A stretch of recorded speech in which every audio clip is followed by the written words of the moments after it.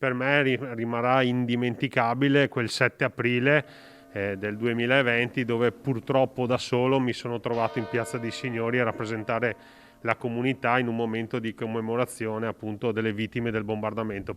Il peso della responsabilità nel colmo di un momento drammatico per la città, per il Veneto, per l'Italia intera e quel profondo senso di solitudine. Mario Conte ha vissuto l'anno della pandemia nella doppia veste di sindaco di Treviso e presidente dell'ANCI.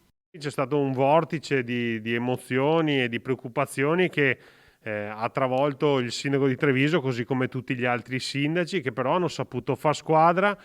In un momento in cui era facile farsi prendere dalla disperazione, invece abbiamo tenuto alto il morale dei nostri cittadini, richiamandoli al rispetto delle regole, interpretando la schizofrenia di regole che ci è piombata addosso, dai DPCM, che è una parola che è diventata famosa, alle ordinanze regionali.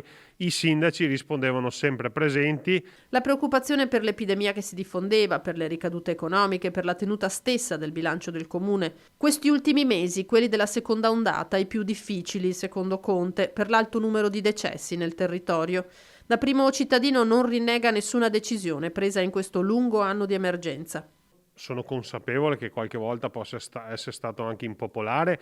Per esempio siamo stati tra i primi a rendere obbligatoria la mascherina anche all'aperto, una decisione che ha scaturito tante reazioni anche di rabbia nei miei confronti, però ho sempre messo al centro di ogni mia decisione il bene della mia comunità. Nei cittadini, conclude, ha trovato grandi risorse per reagire. Lo spirito di solidarietà, perché è una caratteristica che ha sempre distinto i nostri cittadini, ma in questo anno in modo particolare è emerso appunto la grande spirito di squadra e la voglia di aiutarsi l'un l'altro. Mi piace pensare che poi questo spirito di solidarietà continuerà anche dopo, perché avremo bisogno di aiutarci l'un l'altro, soprattutto con un occhio di riguardo nei confronti degli ultimi.